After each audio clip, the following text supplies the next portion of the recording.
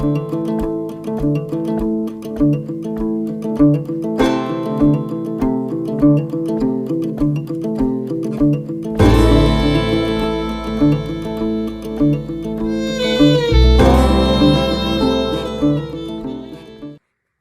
everybody, Jordan here, Lone Pine Survival. So I want to continue forth from the previous video of the EDC backpack to what I carry on my person and what I would recommend you carry, and perhaps hopefully this will get the wheels turning in your head to modify this to fit your own needs.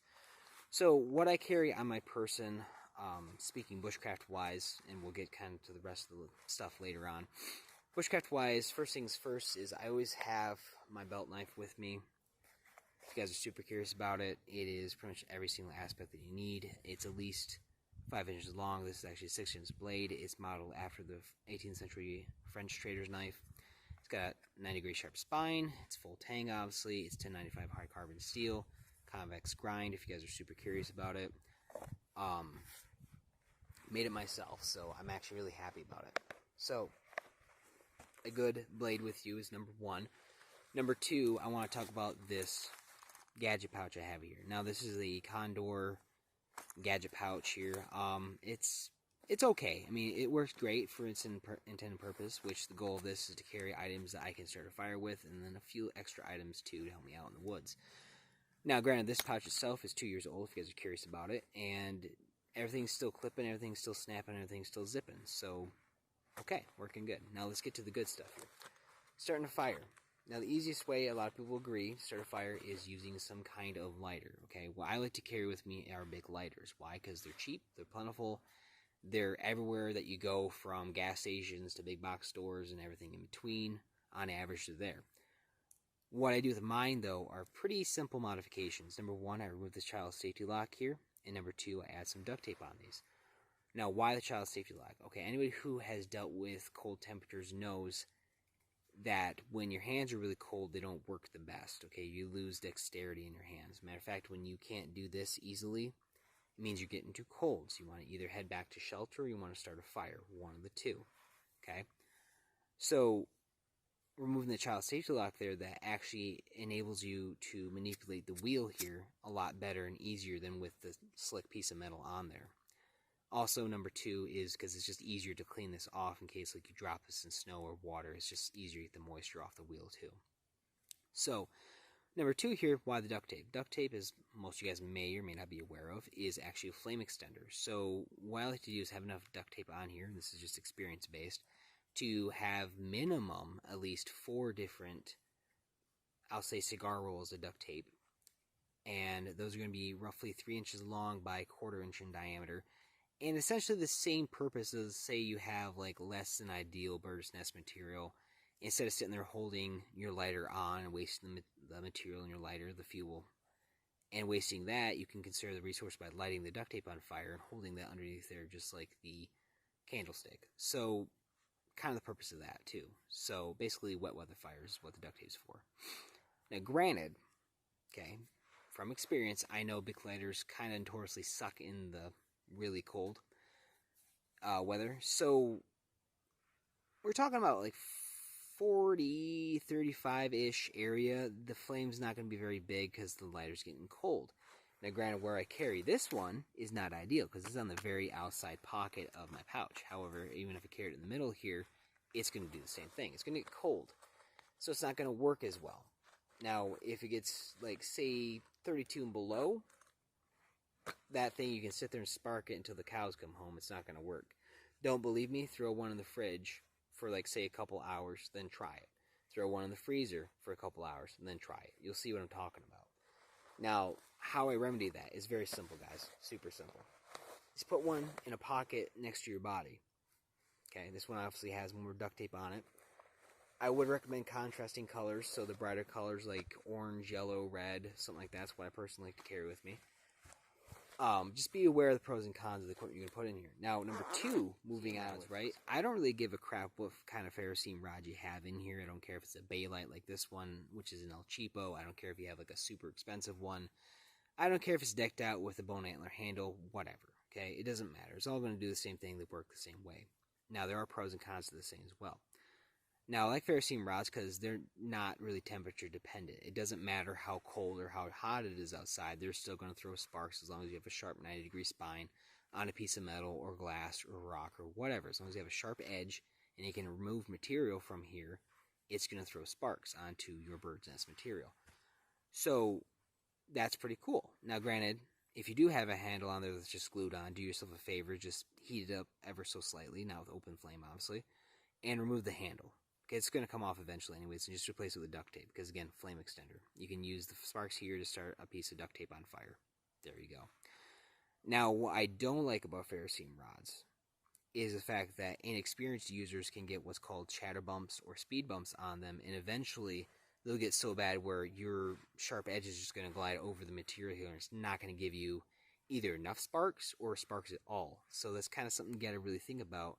And that's why I recommend buying, minimum 4 of these things and practice with one until you're really, really good with them and you don't leave speed or chatter bumps on them. So that's being one drawback. Another drawback is because it throws sparks. Granted, the sparks are on average 3,000 degrees Fahrenheit.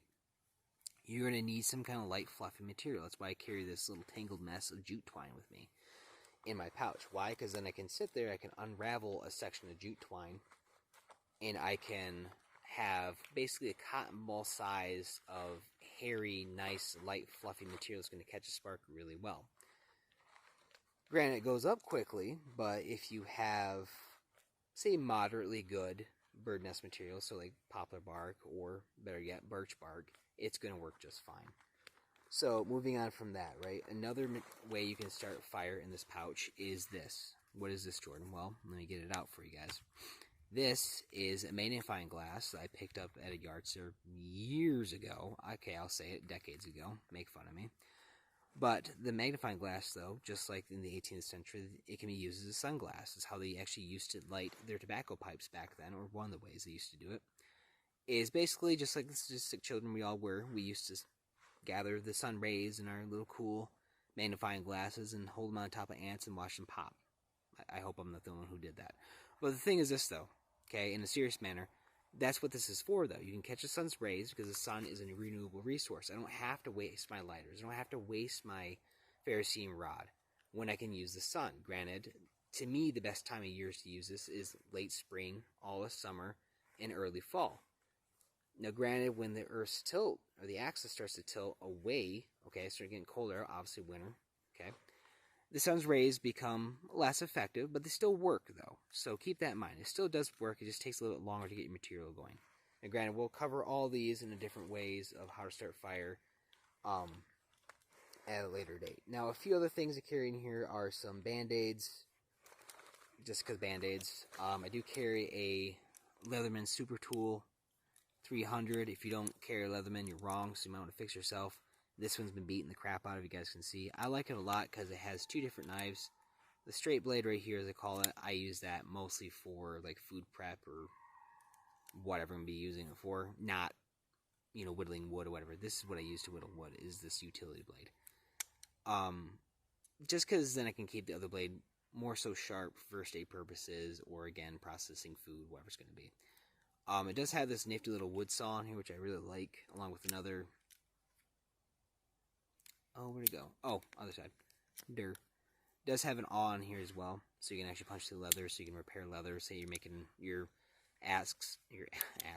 making your axe a new mask. Wow, my English is great today. So, moving on from there, I do have a flashlight in here. This is the Coast HX5. If you guys are super curious about it, it's like slide focus, so like all the way out is like a tight beam, all the way in is a flood beam. It's a AA single cell, so I like it a lot. I do carry a couple extra batteries in here for it as well, and it's lightweight, small, compact, fits right in there, and I can get a flashlight out and use it for what I'm going to do. The last thing I carry in here is this Smith's Diamond Rod Sharpener. Okay, it's collapsible. I really like it because it can keep your knives field sharp. I'll say field sharp, not razor sharp. Sure, razor sharp is more like when you're at home or on your homestead, whatever's going to be at your base camp, and you can take your whetstone out and you can do your thing. This is if you're on the trail, you're not at your base camp, or you don't have those special tools to keep your knife that sharp. This will at least keep it field sharp where it's going to process game, cut things, make shavings decently well for you. So that's what I carry EDC wise in this pouch. Now granted, there are a few extra things I carry on my person for everyday carry. And this is regardless of the weather, time of season, whatever it is. So obviously, like I said before, I carry my knife with me all the time. I also carry, because I'm an American, I like to carry my sidearm. This is a Ruger SR40. If you guys are super curious about it. I carry that all the time with me, especially in the woods, because up here in the UP, where I live, we have black bear, we have mountain lion, we have wolves, and we have coyotes. Okay, so it's just a good way to carry something that's either a good deterrent or I can take down an animal with that if need be. Now granted, I do have an extra magazine. This one is actually full of hollow points. This one is full metal jackets. So that's what I carry on me, guys. Oh, also I almost forgot. I'm sorry. I already screwed that up. What I like to carry on me as well is a tourniquet in this pocket here. And also I have my small IFAK on the back of my belt so I can grab it with either one of my hands. Because I personally believe if you have the ability to make holes, you need the ability to plug holes. So, that being that, there guys, thanks for sticking around, thanks for watching guys, please like and subscribe to the video, share it if you will, and as always, stay frosty, prep up, and God bless.